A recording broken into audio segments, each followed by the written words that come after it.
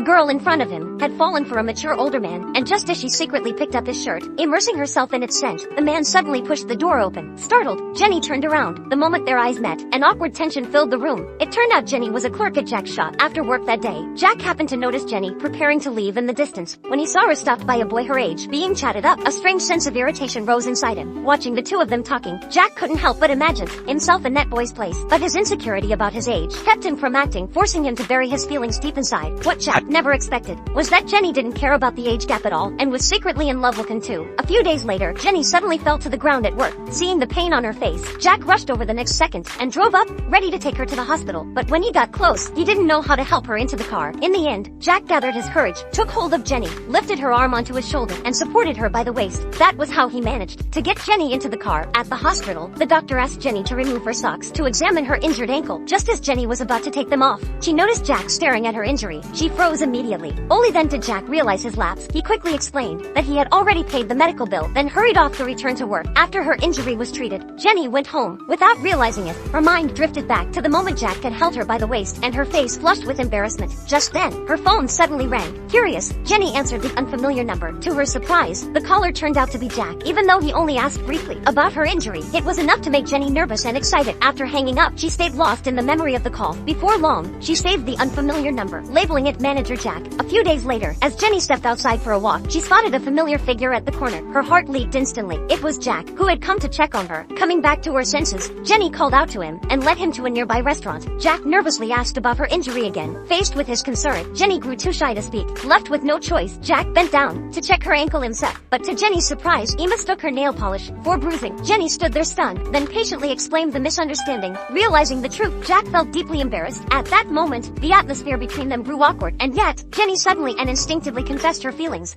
Atase, Dancho no koto wa suki desu. Caught completely off guard, Jack froze where he stood. Nara kiana kote ie. ちょめだってどうしらかろう